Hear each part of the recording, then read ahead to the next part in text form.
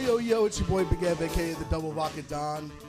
I'm your host today on Pick Central. Brandon is out, Marty is out, Rico is out, Mincy is out. I'm here with Tommy Smokes. Nate's here. Little Friday Pick Central with the boys. Yeah. Just chopping up, talk some sports. LeBron, Nuggets clinch yesterday, Bruins stream. How are we feeling? Good. Feeling good. Happy to be on. Pick Central debut. Talk some sports. I feel like I like talking sports with you, Big Ev. I think we chop it up pretty well, so I'm happy to be on. Is this your first time on Pick Central? I think so. Definitely for a full show. I did say that. Yeah, I think it is probably. All right, a couple of debuts. I would say Nate's been hung around before. Yeah, and I was going to say, yesterday on the rundown, you guys talked sports with the Tank for quite a while, and I thought it was very well. Went very well. I thought it was very good, so this show should be very good. I'm just going to sit here. Well, now you have to be Frank the Tank today. I'm going to take a pass on that, but you got to bring that Frank the Tank energy. Yeah. All right, I got you. You got any steam you need to get anything just grinding your gears? No, I'm pretty chill. I could talk about Frankie facing the entire city of Boston last night. Do we want to start with that? It has to be the biggest news. We'll start with that. Go ahead. So give me your thoughts. So Frankie's whole life, all he's ever wanted to do was go to a round 2 game at the Coliseum with his father, and he did the complete opposite last night, taking on the entire city of Boston up at Hurricane O'Reilly's. And I would like to start the petition to quadruple his salary. I thought, he went through it last night, and it was an unbelievable stream, unbelievable performance. Mike Grinelli, I think Frankie has to stab him through the heart at some point. It was aggressive how hard Grinelli was getting all over him. He kept throwing his hat again. Beers dumped all over him. It was, if you didn't watch it, all the clips are up on social and the full video is up on the site. It was one for the ages. I asked Rudy, I was like, what are the chances that Frankie and Grinelli actually end up throwing hands? Like, you're there firsthand witnessing it. He said, Frankie's not really a fighter. He'll just dismantle him with his words pretty much every day. But I don't. If Grinnell keeps throwing his hat around the ring like that, it's and instinct. pushing him, at some point it has to. At some point, he's just gonna hit back. Yeah, you have to. Yeah, last night he's in a tough spot. He's literally you've got Whitney there, who is kind of being the father figure of the stream. Mm-hmm. Yeah. Kind of making sure no one in the crowd's gonna get too crazy. Obviously, we don't want anyone putting hands on Frankie. Well, no, finger point guy. Well, yeah, finger point guy was one guy thing. Was in he knew the cameras and that he thought it was his time to shine, and he was poking Frankie in the chest. I don't know what I would have done in that situation, but I would not be able to stay cool the way Frankie did. He deserves a gold medal, just how cool he stayed while this guy is poking him in the chest. A complete stranger. To be honest, I don't think Frankie even felt it. I think Frankie was in a blacked out state of euphoria that we just tied the game with 5 minutes left and possible. Shit's about to get crazy. He also, at least that kid was an Islander fan. I'm pretty sure. That was more that was support I thought it was to Bruins. Frankie. Really? That was a Bruins guy saying, fuck you, Frankie. He wasn't wearing any merch, I believe, but I just kind of assumed he was a Bruins guy. I took it that he was an Islander fan being like, let's go, Frankie, let's go, let's go. I think it's the guy giving him the middle finger from 2 inches away from his face. I took it more that way as well. I thought he would, maybe not full middle finger, but he kind of was take it easy, buddy. Maybe I'm thinking of the wrong. I think we're thinking of the same thing. No, definitely. I read that completely differently, where I was like, that's not necessarily aggressive as much as it's just annoying. Yeah, maybe like I said, I don't think he felt it in the moment, but that was one of those Barstool, we've all realized at this point, Barstool at some point has sold their soul to the devil, that we just good things just happen when we do content like this, when we send the entire crew up north, when the game is in when the game is in Long Island, we lose Stu's energy, we lose Mr. Borelli's energy. By the way, Stu leaving Frankie out to dry like that, he better have a very good excuse. The man's got a family. I didn't talk to him. I don't know what his plans were. The man's got a few kids. He was fucking between periods, according to his Twitter. Well, yeah, he had to fuck. He's 15, 30. Yeah, he had to. Yeah, 15 minutes intermission. I thought Frankie was gonna pull him out of a bag during the second intermission. Stu's been here the whole time, the same way Hornswoggle would come out from under the ring. I thought Stu was going to be in the bathroom the whole time. I'm right. This kid is celebrating with Frankie. Is he? He puts his hands up when the Islanders score, and he's celebrating. He's patting Frankie on the back. We're talking when the Islanders tie it? Yes, when he's standing on the chair and telling all of Boston to go fuck themselves. Yeah, that kid is an Islanders fan. Okay. That kid's an Islanders fan. I just didn't see any merch, so I just kind of assumed that he was... I guess the whole internet misinterpreted that. No, that's fair. I guess, it would be a good play if you're going to be in enemy territory. Yeah, let's fucking go. That's what he's saying. Just go neutral. Yeah. Just go full neutral attire. No no Islanders gear. Because I didn't notice it until Jeff DeLoe said, "I wish Frankie would have tossed chest poke guy across the bar." So I just assumed they were enemies. That looked just annoyingly like I want to celebrate with you. I just see it almost was obviously Frankie wanted to win the game. I was more once they tied it up like that, I was like, what's he gonna do when they win? I was worried win or lose. Like, that crowd was very blacked out. Shout out R.A., who was having the time of his life. He was on just Neptune. leading chance. He's slamming the chair on the ground. He's giving Marina. Here we got the goal right here. We got Frankie's reaction. His arms up. He's patting him on the back. Interesting. Oh, he is. I see. I missed the initial pat. Yeah, I did too. The initial pat was that's a pat in the back pat. This guy is so excited. Just blacked out and we're gonna win this fucking game. I take back everything I said then. Yeah. I thought that the kid at the end when the Bruins scored and he started doing the pouty facing like nonstop. The cry, yeah. He thought that was his moment for sure. But I mean, it was a little bit. Well, funny. that's the only problem with these streams. Like, it's so great having the fans behind. Obviously, I think it just brings a whole nother element to the stream. But at the same time, you get a couple of those guys. You saw it Borelli's too, where they think they're kind of part of the show, which. You're there to be like the background, like right. Frankie and obviously all of them, like they're the show of the stream. I have to give a shout out. I don't know who it was running the cam for the stream, because he spotted this table of girls who were just like eating spaghetti like savages, like with their hands, doing all these bits with the spaghetti.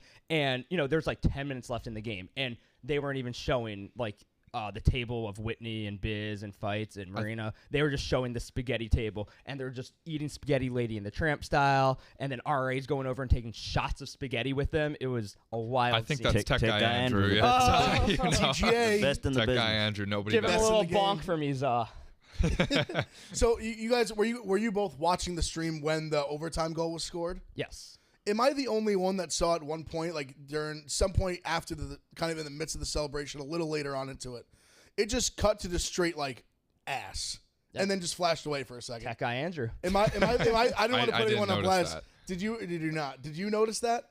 Just like high-waisted jeans, just like dumper. There just, were like, moved on. several. Girl, I assume. Yes. There were several moments where it'll be like I'm watching it on TV, and like the Bruins will have like a 2-on-1, and then Tech Guy Andrew just flashes to like a pair of tits like in the crowd, like all right, like hey, he knows what the people want. TNA put asses in the seats. Yeah. TGA knows that. No question about it. TGA with the TNA. But I mean, unbelievable stream. Obviously, like there's the reaction again. The place is going absolutely nuts. Fights doesn't have a shirt on. If you watch RA during that, he wasn't watching the game at all. That also crazy because it was because I was watching it and then RA looks so. RA's just smashed. I think Whitney at this point he's like talking shit to Frankie, but he's also long series. He's also like protecting him as well, kind of just like they did put an arm around him. John did it as well. Fights did it as well. They kind of circled around him because they weren't sure what the crowd of blackout drunks were gonna do. Like I for a minute was like, is someone gonna take it too far? Turned out to be Grinelli who took it too far, but yeah, the hat throwing thing is getting a little like, because I don't know.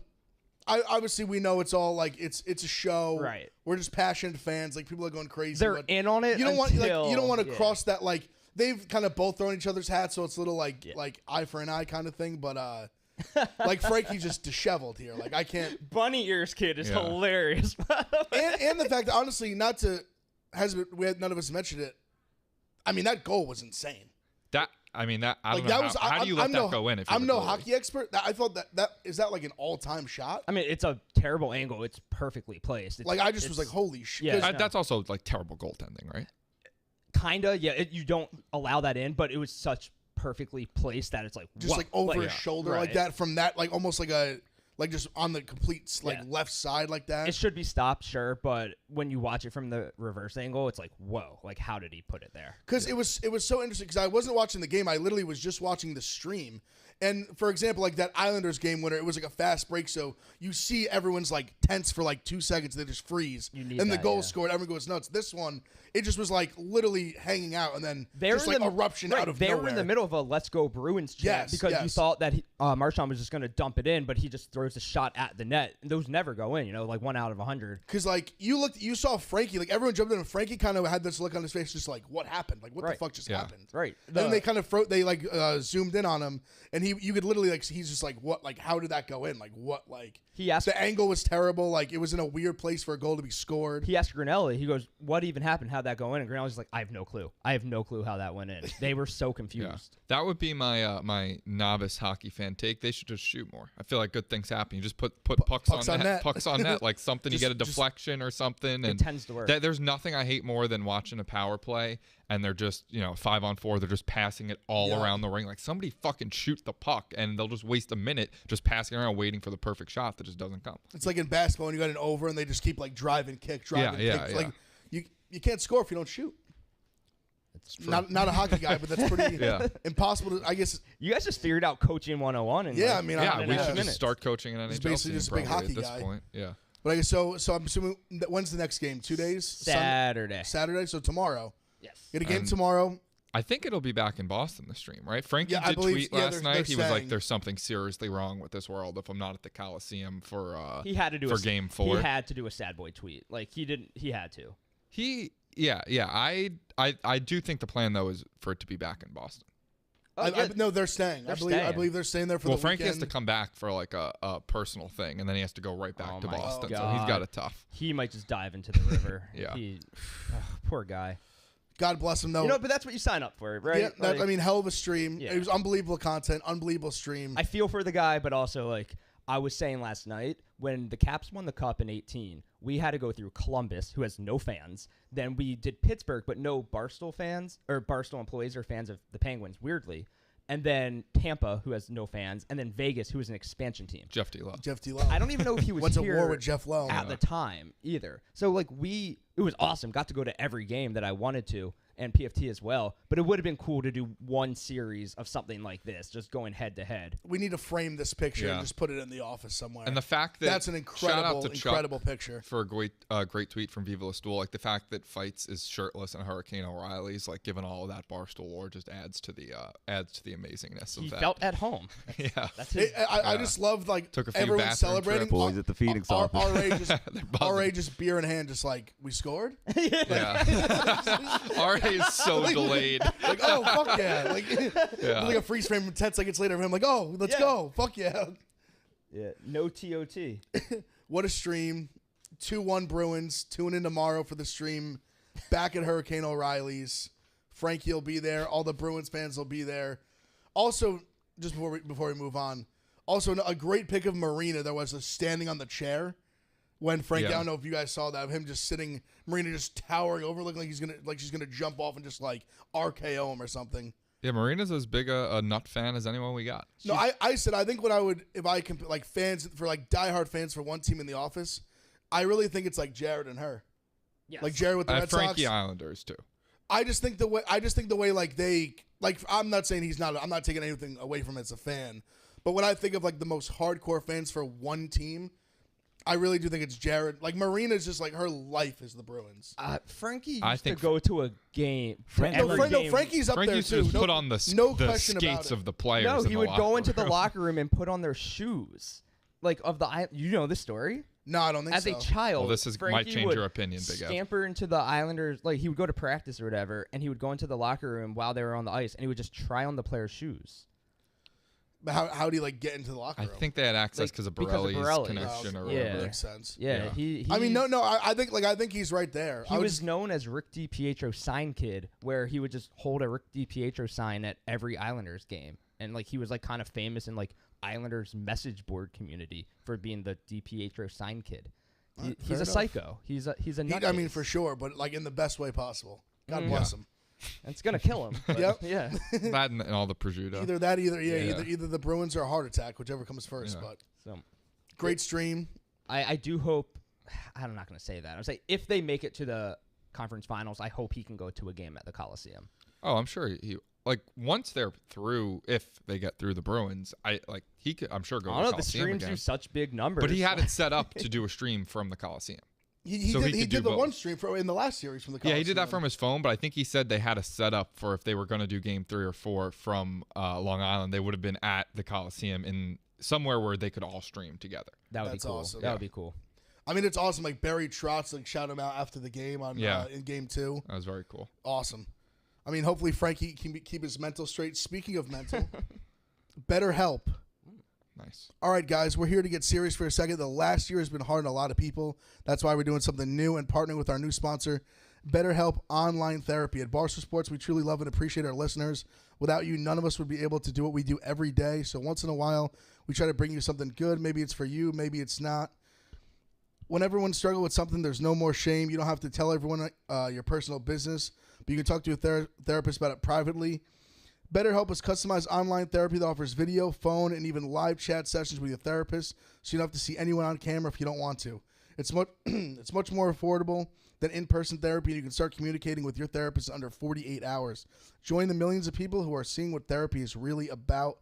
It's always a good time to invest in yourself because you are your greatest asset.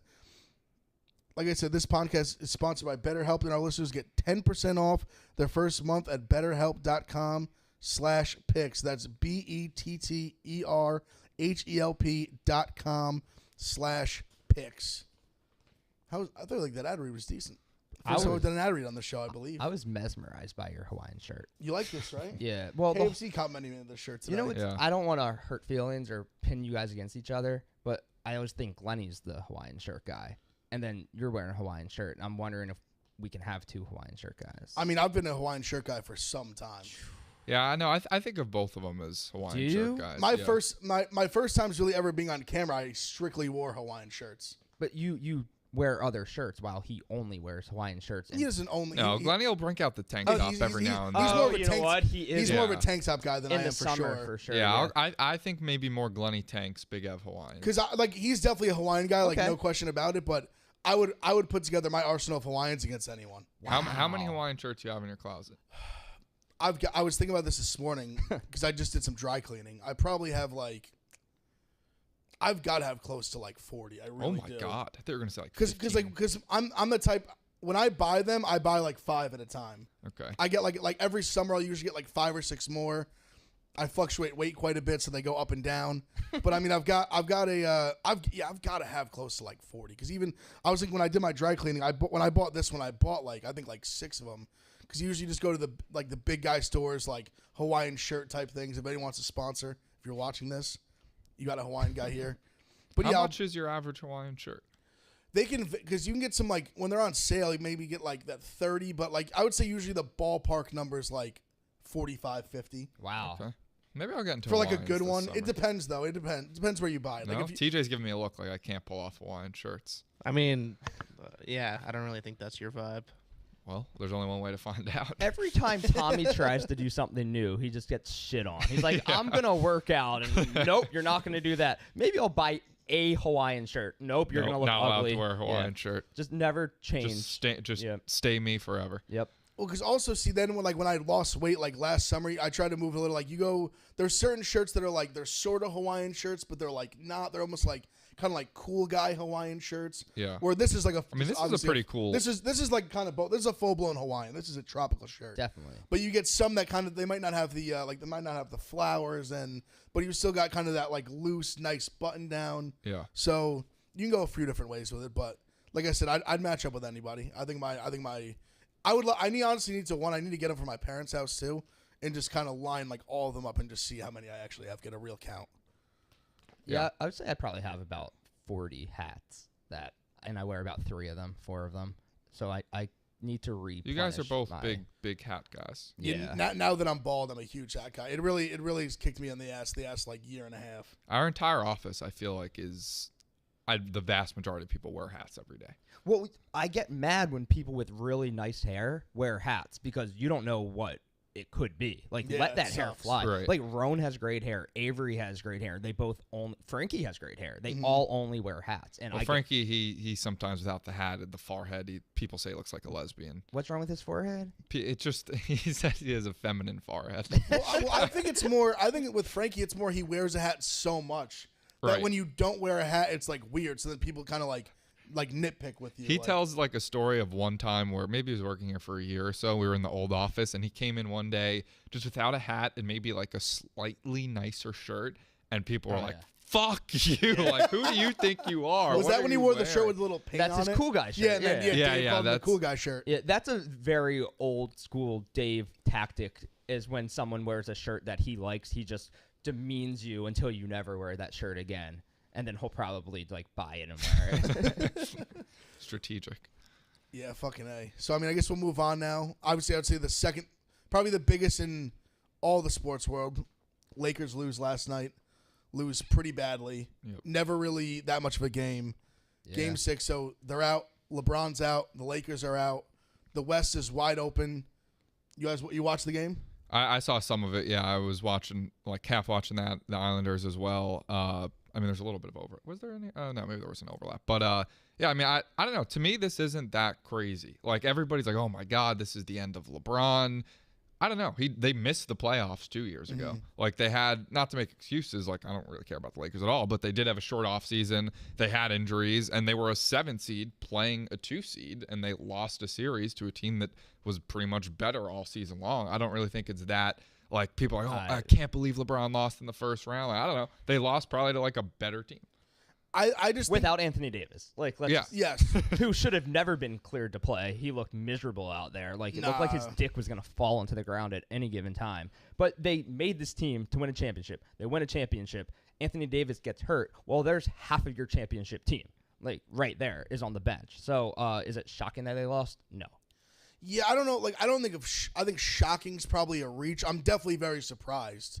I mean, they still, regardless of them being the 7th seed, they still were the favorite to make the finals. Which I thought was crazy. I thought everyone being like, oh, it's a foregone conclusion that it's just Nets Lakers this year and the Lakers are going to run through the West. Like I know they had injuries, which affected their record, but they were a 7th Well, seed. it shows how hypocritical people are, where everybody shoes them in as the favorite because of LeBron, but then everybody's so quick to shit on LeBron. It's like, then why were you just crowning him as coming out of the West? Right. So people have to decide. I'm not a LeBron hater. I understand his antics annoy people, but I don't know. He's been at the top of the game for, 16 seasons now? He's now 14-1. 18 seasons. No. So overall in first round series, he's 14-1. Like, pretty good guy. Like, pretty good player. I don't know why people shit on him as hard as they do. Well, he makes it hard. I mean, he makes it very hard to root for him in terms of, like, the antics he pulls on the court and stuff. But, yeah, I mean, he's the best player I've ever seen by far. I just think we're so accustomed to seeing him kind of like, especially in a situation like this, like first round. I think we're just accustomed to seeing him kind of pull the rabbit out of the hat. And like, I bet the Lakers last night. I mean, and I was on them like regardless of whether AD was cleared or not. I mean, I put that pick in for the show at noon. I guess I was surprised to not see him play better. I mean, in his defense, it's tough when Devin Booker scores 33 points in the first half. Yeah, he shoots like 7 for 8 from 3. I think he was like 10 for like 15 from the field. Like, it's tough to overcome that when they just come out like that red hot. They did get it within 12 in the third quarter. Yes, they went on a little bit of run third quarter, kind of like end of the third quarter, but they still, I don't even think they ever really cut the deficit to under 10. No. So like they made runs, but there was a point in time I thought they were going to get 30-pieced again, and I was going to be like, oh my God, this is embarrassing. Yeah, it was like 50-20 basically at one point or something like that. Then you looked up, it was like 77-64, and it was like, oh my God, they just might do it. But I just don't think they had enough firepower this year. And this is what we said on the rundown yesterday. Like, it'll be, LeBron will say, oh, it was a short season, we had injuries, but I don't think this is the end of an era. I'm sure they'll reload for next season and probably be right back as a 1 or 2 seed going to the finals. We're also shitting on LeBron last night. He still had 29 points, 9 rebounds, 7 assists.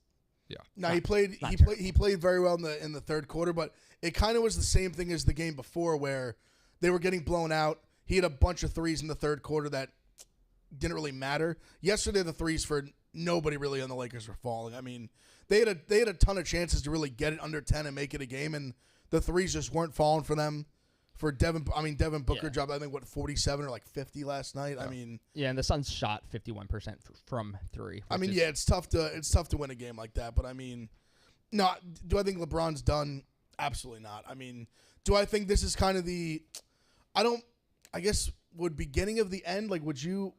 I guess that's kind of the word I would use for. I think this is like we're starting to see. Like, I think we obviously seen he's not the same player he was like 10 years ago. Right. He's still phenomenal, but I think he's starting to slide like maybe out of that like unanimous number 1 spot. Yeah. No, I mean, he's also going to be 37. Exactly. Like, it's crazy that people old. Don't talk about that LeBron is just 37. And he's an old 37 when you take into account just wear and tear, and that he's been in the NBA since he was 18. 18. So the fact that he is still on the top of his game this much is kind of like, I feel like people don't realize maybe how old he is. But yeah, I think he's past the point where he by himself can take a team to a finals. And some people say, oh, he was never able to do that by himself. But he definitely on the Cavs, he definitely did it. Yeah, in 07. And those teams had no talent. So I mean, this team is much more talented, but he'll be back. I mean, the West now is just, like I said, it's completely wide open. I really think the Suns are the favorite. I've said that. We had talked about it a lot on the show this week that we thought the winner of the series would kind of just become the favorite. Like the Lakers already were, but essentially if the Suns won, that they would be the next favorite. I still don't really give the Jazz a ton of respect. They're starting to gradually earn a little bit more for me. I'm curious to see how they play if the Mavs close out. Well, the Suns are a much more fun team to say you root for than the Utah Jazz. For sure. Nobody wants to parade around like, I'm rooting for the Jazz. Like, the Suns they're fun. I will say, though, the Jazz sort of are starting to get that vibe to them where I feel like there's a lot of time in sports where there's a number one seed, and it could be like college or the pros where they're boring, but they're just really good, and people are always looking for like, okay, this team's gonna upset them, this team's gonna upset them, this team's gonna upset them, but you have to realize like they were just the best team all season long, so they might just continue to be the best team throughout the playoffs in the West. No, and I think them getting the Clippers or Mavs is favorable over obviously if they were gonna get like the Suns. Obviously they want to match up with the Suns 1-2, but I mean the Nuggets even without Jamal Murray look really good. Like joking, they're playing great right now. Like Michael Porter was unconscious last night, especially in the first half. But I mean, Suns Nuggets I think is going to be a really fun series. Obviously, we have Game 6 tonight. Mavs Clippers. Mavs win, they close it out. Road teams are undefeated though in the series. It's in Dallas. I think what Tommy said yesterday, I've been thinking a lot about it. Luka just might take this and run with it all the way to the finals. Yeah. Like he's just an unbelievable player to the point where it's like, how can you bet against him at this point? If he wants to win, it looks like he'll just take the game over and win. That's what I was thinking. So yesterday I was comparing to like LeBron in 07. I said it was his third year. That was actually his fourth year, but this is Luka's third year. Mm-hmm. So, but similar, where just young guys at the top of their game that might just take a team of not really that good other players, but just drag them to the end. Like I swept by the Nets. Yeah, it's with the Mets. See, they do have some talent around them. I mean, I think what's Tim Hardaway has been big. Yeah, and obviously, like I'm definitely a fuck Porzingis guy now, but he's still a good player. They got some guys there. I'm just when it comes to I think the interesting thing about Luka is I think there's such like a relatability to him, not just because he's just like a white guy, obviously, but I'm like that's where me and him kind of end in relatability. No, I'm saying for an obviously he's an athlete. I'm saying for an NBA player, he's not the most like athletic guy. He's just like incredibly skilled. He looks like a little chubby too. Sometimes. Like he just does everything. Like he just shoots, passes, dribbles phenomenally well. Like he just does. He's just so like maybe the most skilled player in the NBA right now when it comes to like all those type of things. I'd be curious what if they did like a player poll where they would rank him. It has to be top 5 easily. Yes. I think he's like putting himself like he's like winning this series away and like making a run to like being like that fifth guy. I mean, it's so hard in the NBA because like when you like it's just so stacked. Like if you're still gonna have like LeBron, like Durant, Harden, Curry, like all these guys. Like it's like Anthony Davis still when he's healthy is unbelievable. Like Damian Lillard, like it's so competitive to be like unanimously in that top 5. But Giannis, we didn't even mention. Giannis for sure. It's kind of sick. Yeah. And so they start the series tomorrow with the Nets. So where do you guys sit in terms of like how you think the series is going to go?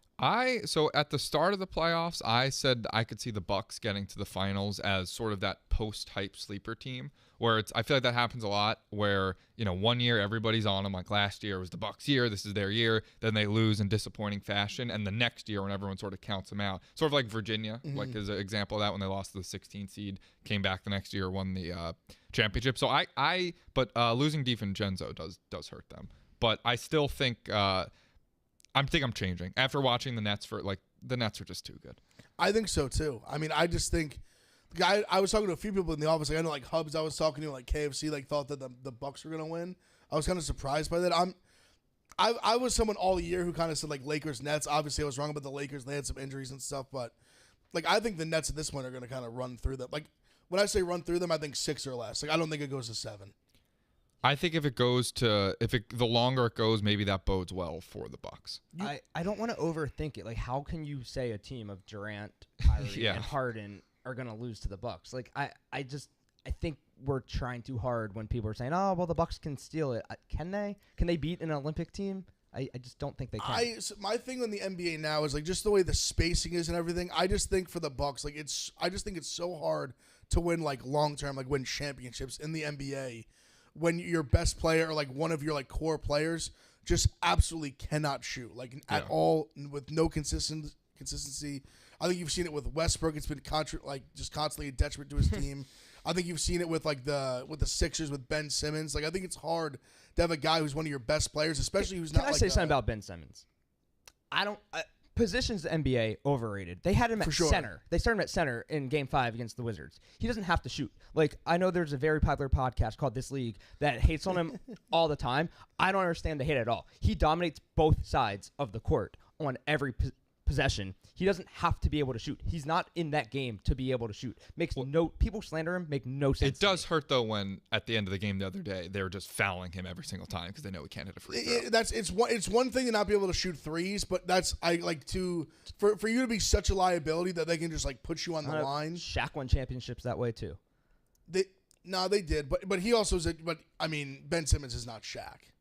Noted. But the game was also way different back then. Like the big man was so much more. I think I just really like Ben Simmons. I think he is extraordinarily good at basketball, and I hate when this league shits on him because I don't think this league knows what they're talking about when it comes to Ben Simmons.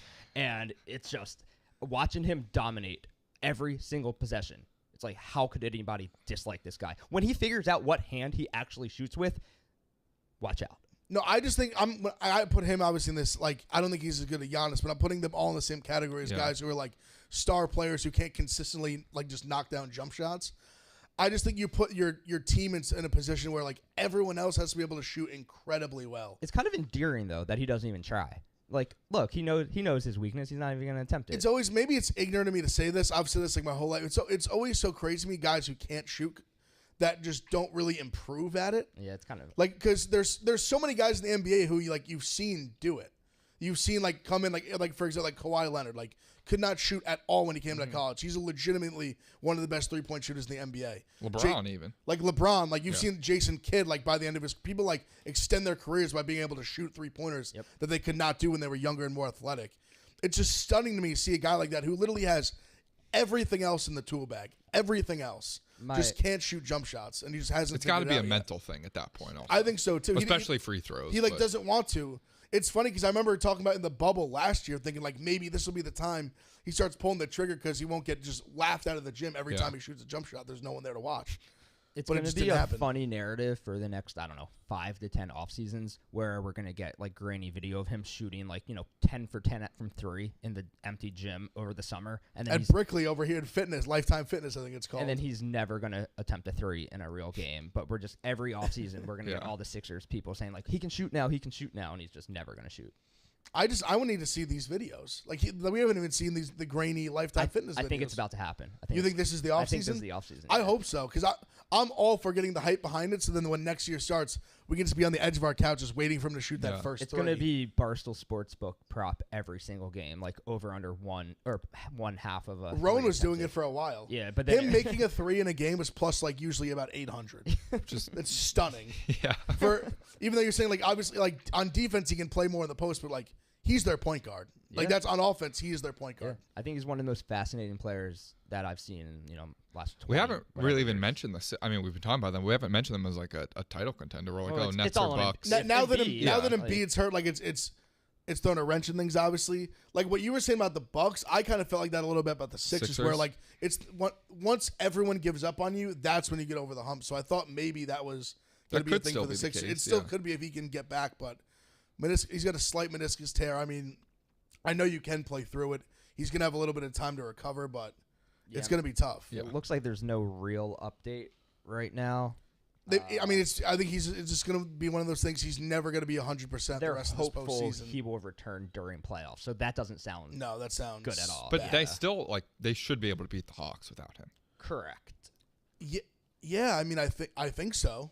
I think they should. I wouldn't even try. I mean, unless they end up being down, 3-1, 3-2 or something, I would just be like, take these 2 weeks off to recover and hope that they could still. I mean, the Knicks made the Hawks look better than they probably are, but the Hawks they're beatable. I think for the Sixers For sure. without Embiid. I'm kind of in that weird space as a Knicks fan where do I want because I don't like the Sixers. Not like we have this rivalry with the Sixers, but I guess I don't really like anyone in the East. But do I want the Hawks to win so I can say like, oh, we lost to lost to a team that made these conference finals? I used to kind of think like that, but once my team's out, I'm indifferent. Yeah, like when you look back years later, you never think back. Like, no, yeah, I'm not gonna like when I think of the 2018 playoffs, the Yankees lost to the Red Sox.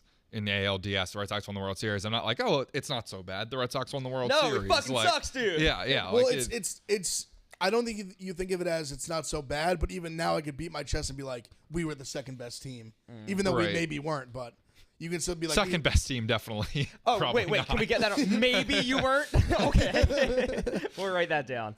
You lost to the champs. That was the World Series. So if the Sixers win the title, the Wizards could actually claim they're the second best team. Yeah. They can try. According to your logic, they would. I mean, yeah, that's what I was trying to make that argument. Also, Russ, what a player! Washington Wizards legend. What is he good still? What like he's no. He goes like 20 every night. He's the ultimate stat stuffer. Yeah. He drives me nuts because like so much about him I want to like him. Like he hustles his ass off. But at the same time, like I just think he plays so selfish, and I think he's cost teams legitimately cost Thunder championships. Like the one series when they were up 3-2 on Golden State, I was losing my mind. Weren't they up 3-1 on Golden State? Maybe they were even up 3-1. I knew they were at least up 3-2. But they like just watching that series, those last few games was just infuriating. Watching you have the best scorer arguably in the history of the NBA, just sitting on the wing with his dick in his hand. Well, this guy who shoots 25% from three is just chucking threes up in crunch time. Trying to get a rebound, get that triple-double. He's turning the ball over, like, over and over again, like, in crunch time. Like, it's just infuriating to watch a guy with all this talent and watch him just, like, throw it away while, like, this guy should take every final shot. That's what we watched with him and Brad Beal this year. Brad Beal still finished second in scoring in the NBA, and that was with Russ, taking 25 terrible shots a game, like bricking everything. He would go like 19 points, 20 rebounds, 15 assists on 3 of 19 shooting. Yes. Like his stat lines don't tell the whole story whatsoever, but he's still an extremely fun player to watch. But I get why people say like, oh, I don't like narratives. Oh, they're never going to win, never going to win. I kind of get it with him because he will not change his game and he cannot shoot. See, now it's like too late to say that because I think everyone kind of knows at this point, like Russell Westbrook's not going to win. 10 years ago or like 8 years ago, whatever you want to say, that was more the time that people were saying it early. I've kind of always been on the he's a selfish player bandwagon. You won't win with him. Well, I went through that whole thing with Ovechkin where he was 26 years old. Oh, Russians can't win a cup. Ovi's too selfish. This and that. It's like, I don't know. He's scoring 60 a season. Like maybe he can win a cup if we give him a little help. And then what happened, Ev? Tell me. Is that a Russian thing to like be selfish in hockey? Yes. Huh. Yes. Yeah, I wasn't aware of that either. Evgeny Kuznetsov, selfish. Alexander Semin, selfish. That's 3 caps, right there. Our goalie got on the COVID list twice this year. Russians are they're an odd breed. Selfish? Yes. Yes, it is. To be on the COVID list twice in 1 year. Yeah, I don't know. I was unaware. I just assumed every hockey player was Russian pretty much or Canadian. They're all Canadian for sure. For sure. Is who would you like? There's mostly from Canada. What is number 2 like U.S. or like Russia? It's a great question. I would assume U.S., but I do not know. You got to throw like Sweden in there too, right? I figured U.S. and Russia would be like the next 2. I don't know what order. You want to guess at like what the top 5 is? So I guess I'll go Canada.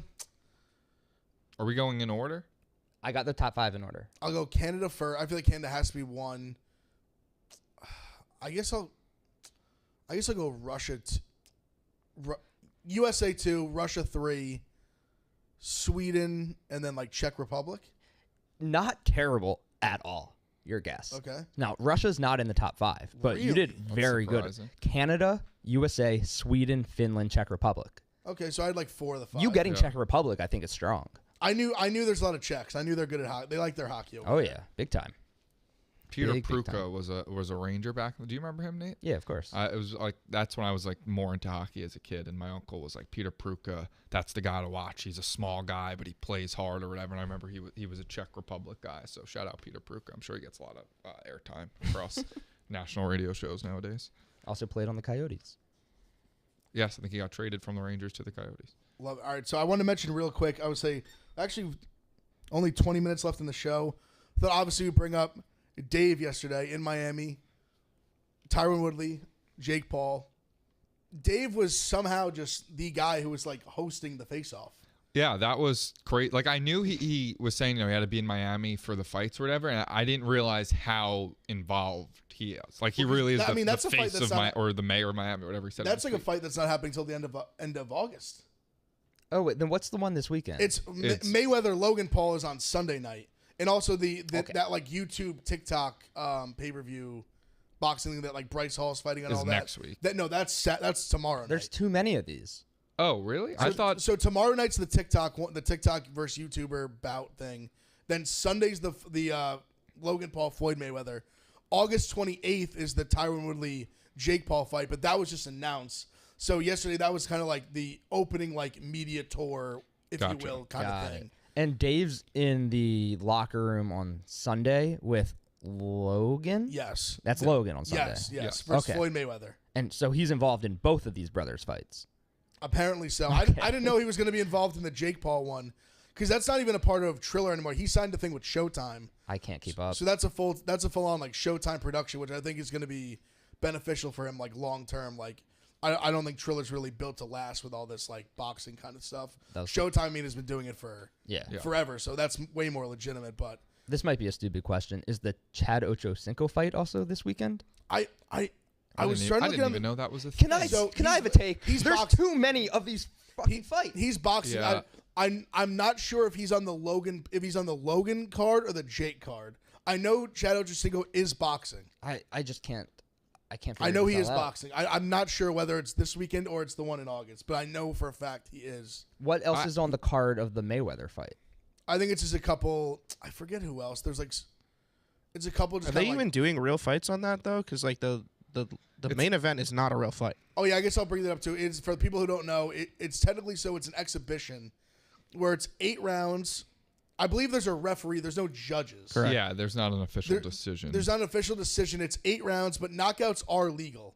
Right. So the only way you can be declared a winner in this fight is by knockout, via knockout. Which is why Mayweather has to knock him out. Yes, I have 100%. the answer. Chad Johnson versus Brian Maxwell is on Sunday. Okay.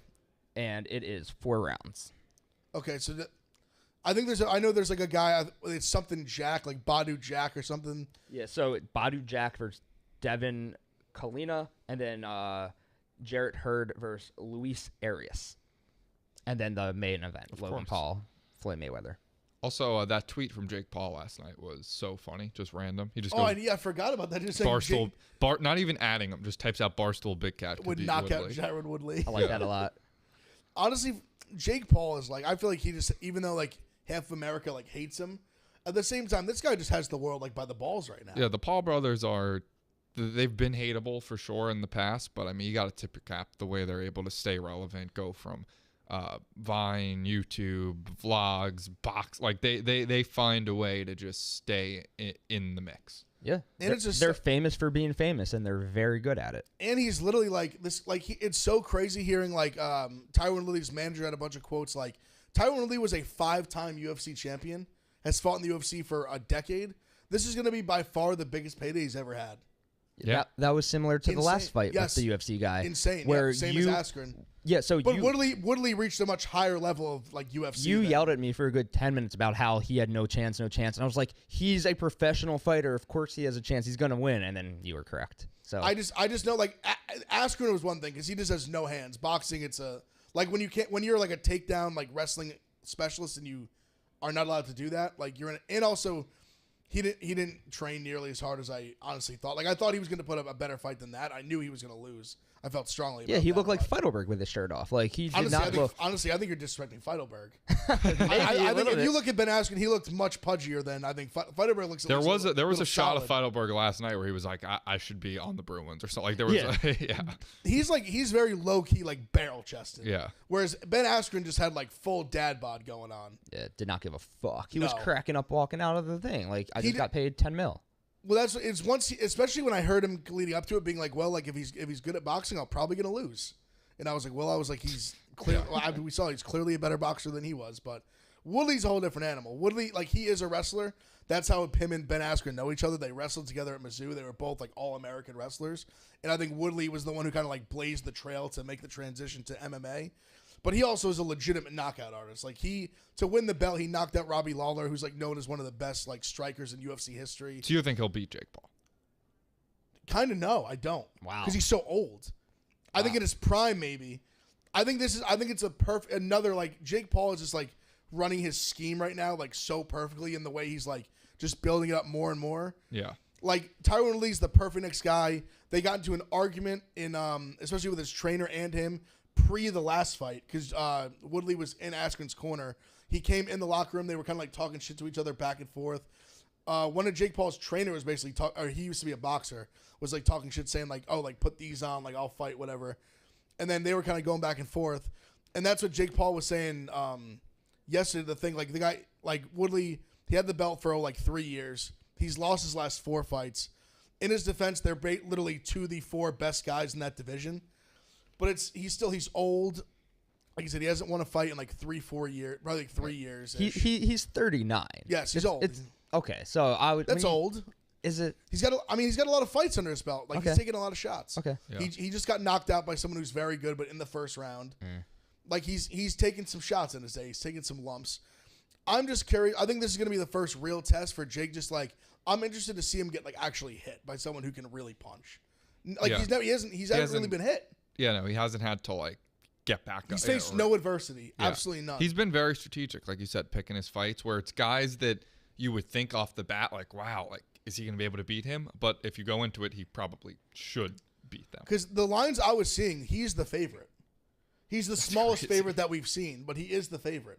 And I guess through 3 fights, I mean, he's fought tomato cans, but he's predicted every single one. Would Jake Paul take a fight against someone that he didn't think he would beat?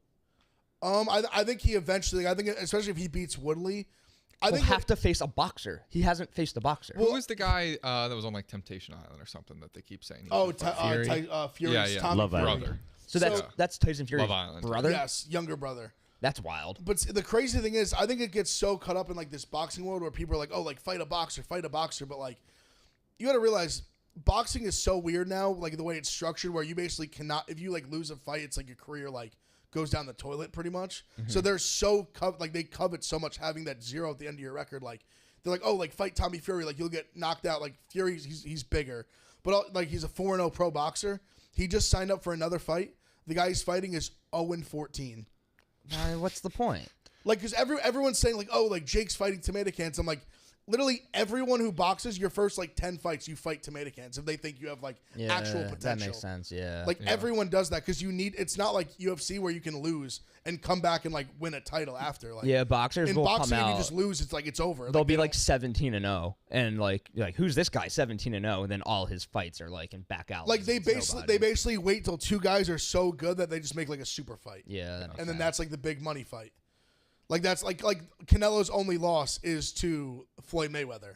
And that was like Floyd picking it perfectly. He knew Canelo was going to be a big name. He wanted the W on his resume. He fought Canelo early in his career where he knew Canelo wasn't experienced enough to beat him at that time. He was young.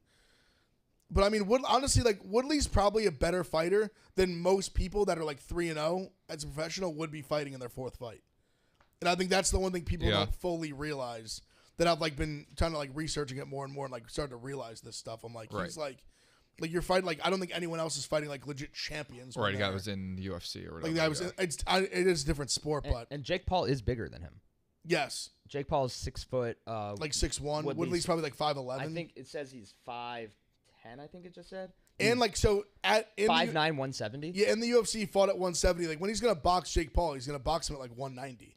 Oh. So that was another thing with Ben Askren too, because he fought at 170 as well. So for him to get up to 190, he literally had to like basically like he didn't really have to lose weight. He kind of just was like, I'm fatter than I was when I fought in the MMA in what UFC. A life. What a life. So I mean, yeah, he just collected like $2 million to get knocked out. But I mean, good for him. Good for the Paul brothers, I guess, just taking over the world. Yeah.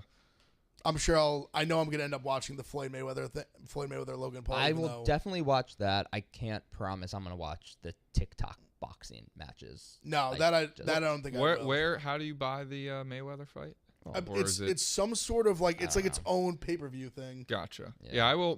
Floyd Mayweather still he puts my ass in the seat. Like I still like when he does a fight. Like the fact that he, like you were saying, the fact that he's never lost, like very much intrigues me and impresses me. Where it's like people are like, oh, he just rope-a-dopes, whatever, yada yada. Like never 50-0 is enough to be like okay. And even though obviously just I'll watch you fight. The skill discrepancy is so large here. I think it still will be somewhat of a spectacle. Honestly, partly obviously because Logan Paul is such like a big like star, but also the size difference. I don't think it's really going to matter that much. But he's so much bigger than Floyd Mayweather. He's got to have 40 pounds. He's got to have 5 inches at least in height. I would assume in reach similar. It is funny that it couldn't get sanctioned because Paul is like so much bigger, almost implying that like, oh, we can't sanction this, like the poor little guy, and like the little guy is Floyd Mayweather. Right. Like, it is unbelievable. I mean, I'll be watching. It's gonna be interesting. Yeah, I don't think I'll be tuned in the TikTok thing. Although, do you think they're gonna pull some funny business to try to grab some headlines? I don't know, like just that was a quick yes. I think it's a freak show fight. So, I'd imagine. So the way I see it happening is they probably signed the paperwork and said, "Okay, Floyd, you're going to make this. Logan, you're going to make less." And then they went to a second room, and Floyd was like, "All right, here's an extra $5 million. Don't hit me that hard. We'll do some rope-a-dope. You'll have a moment. I'll have a moment. We'll all make $1 bazillion." It's not a real fight. So it's an entertainment product. I was going to say, you can script it WWE style because it's not a sanctioned fight. It's literally a show. It's like a TV show. So what do you think the ending result of the show is? Well, they're not announcing a way, so it doesn't matter. But why would Mayweather agree to go 8 rounds? To make $1 bazillion. To make 40. He said he's made $30 million. Money talks, my friend. I think it ends with Mayweather knocking him out. I don't know. I agree. I half agree with TJ. I don't think it's as cut and dry as like in like a back room. They're like shaking hands and being like, "Yo, like don't punch me." I love conspiracies. I'm all for it. I almost think it's like I don't want to say like an unwritten conspiracy, but it's where like I think it's gonna go to I think it's probably just gonna go to decision where Floyd Mayweather clearly like in your mind you're gonna be like, oh, like he punched him way more, like he won, but. I mean, a win, if this goes the distance, that is a massive win for Logan I could Paul. also see it being one of those things where all of the internet and Twitter's like, well, what did we expect? Everybody's bored and annoyed and Bingo. like, why do we get roped into this every single time? I mean, that's every Floyd Mayweather fight. Yeah, we do. Ever since, what, like 6-7 years ago was the day of the... Even more. Pacquiao, yeah. Even before that was Spurs, Clippers, best Game day of 7. sports ever. Best I day want to ever. say May 5th, 2015. 15, yeah. It was such a great day of sports. I mean, Floyd's done that from the jump because he just wasn't an exciting fighter, so he had to like get people to tune in. That's how he became like the richest guy in boxing, just from like just selling the fights outside of the ring. We're gonna do it this time, and we're gonna do it again the next time. He's got my money. I'll never buy another fight. Yeah, you will. Yep, we're gonna keep doing it. I'm gonna buy it. Yep. And a piece of the pay-per-view is going to Mr. Mayweather. A piece of my pay-per-view is going to Mr. Paul. Yep. And they're all gonna just cheer some champagne, have a nice night. Oh, no one's gonna leave hurt. I think we'll see what happens. They get us every single time. I really don't believe anyone's gonna leave seriously injured, or I think we're gonna see a little dancing. Mayweather's gonna a little pop, and Logan's gonna try to land some big shots. He's gonna whiff quite a bit. He's just back there saying like someone's gonna come out with a steel chair while the referee's looking the other way. I just think it's gonna be like, okay, like you said, we're all gonna be tweeting after. Well, what did you expect? Because it's not gonna be a real thing. I hope not. I hope they give it their all or whatever, but I just don't see that happening. All right, well, actually, it's been a good show. We had 6 minutes left. I don't know if any of you guys brought picks. I guess I'm gonna read off a few picks. I got my picks. First, I'm gonna shout out Mincy. He's doing good stuff with the college baseball. He sent me some picks that he wanted to give to the people, so I'm going to read them off. I know we have some college baseball guys out here. TJ's got the standings up on the board. So Mincy for today, he said there's 32 games in college baseball today, like literally like a March Madness type. So he likes Liberty plus 116. All these lines are on the Barstool Sportsbook, by the way. I'm hoping you read off 16 college baseball lines it's right now. quite a few, my friend. Good. It's quite a few. So he's got Liberty plus 116, South Carolina minus 127, Central Michigan plus 215, Indiana State minus 106, Michigan minus 108, McNeese plus 225. I have that one too. Grand Canyon plus 200, and LSU minus 109. He's also got some Major League Baseball picks on the board. He's got Brewers minus 1.5, Nationals money line, and A's minus 1.5. For my picks, I've got Cardinals money line, Marlins money line, Marlins Pirates over 8, Nationals money line, and I think the Clippers, even the series, we get a game 7. Clippers minus 2.5. I'm gonna hand out a few picks here too. Please. Just get it. I'm gonna go Mavs tonight +3. Let's head over to hockey. I'm gonna go Vegas money line. I'll take the Yankees tonight. Why not? Give me the Marlins as well, and hell, I'll take the Houston Astros. So Yankees, Astros, Marlins, Clippers, Vegas Knights. Not basing that off of much of anything. I'll say if there is a game Vegas wins, it will be tonight, the first one at home. They got kind of screwed in game 2. They took a very badly called penalty in overtime, and Colorado capitalized on it. But Vegas, The Avalanche are just that good, right?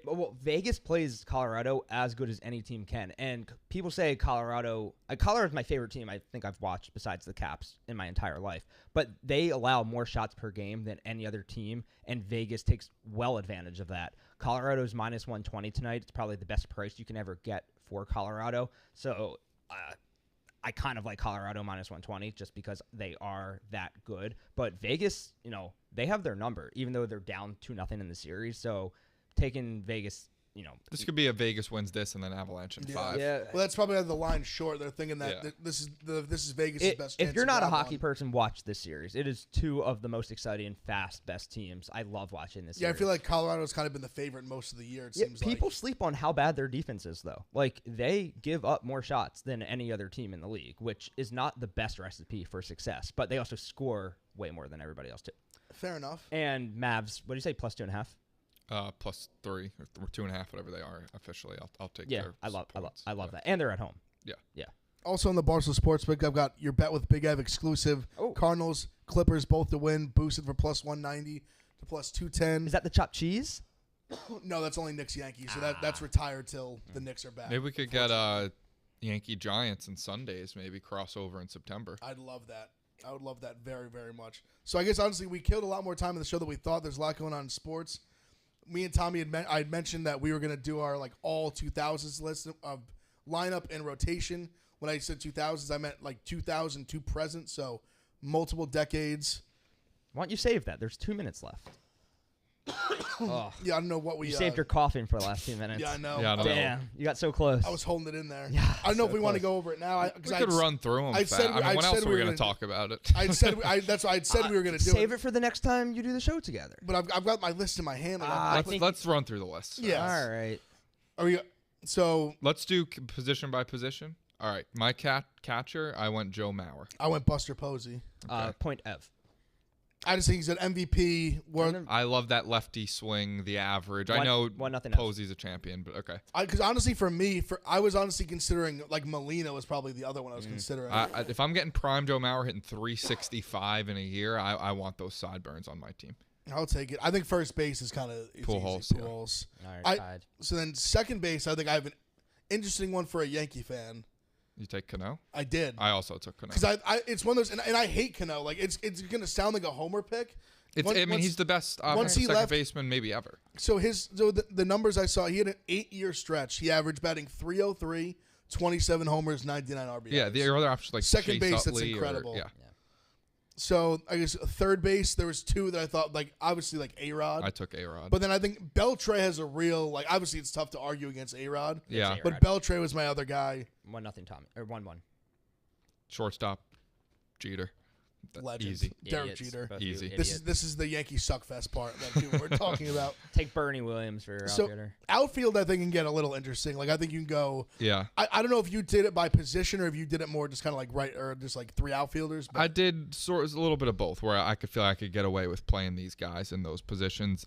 Outfield's tough. That I had 2 easy ones, Trout, and I took Ichiro too. I want Ichiro at the top of my lineup hitting 330. I mean, third you could go Barry Bonds because he counts in there, but it's only like a 5-6 year stretch. I did. I put that's that's my 3. Okay. Because for Bonds in That was your 3 as well? Yeah. You sons of oh, bitches. you did Bonds? Yeah. He won 4 straight MVPs in the 2000s. Once I It's saw tough that, to I was go. like, I mean, you Manny can't. Ramirez, maybe Beltran, but at the end of the day, I can't Those justify the those 3 people the over Barry backups I Bonds. had were Manny, Beltran, Vlad Guerrero. Yeah, and then I'd like to say I Or no, told you guys DH. this was going to happen, that you're going to pick the same players. Yeah, we figured it could happen. DH, I had Big Papi. Yeah, I had Big Papi with like a slash. Like Miguel Cabrera like deserved to be in there. He was basically my backup for first base and DH. Pitchers, I had Randy Johnson, Pedro, Verlander, Kershaw, and Holiday. That was the rotation I went with. Kershaw, DeGrom, as much as I hate to say it. I mean, he's just unreal. Verlander, Holiday, Scherzer. I like it. Scherzer was my number 6. Ding, ding, ding. I had Johan on there as well. Oh, yeah. Happy Friday, everyone. God bless. Thanks for tuning in. Pick Central will be back Monday. Peace. Have a good weekend.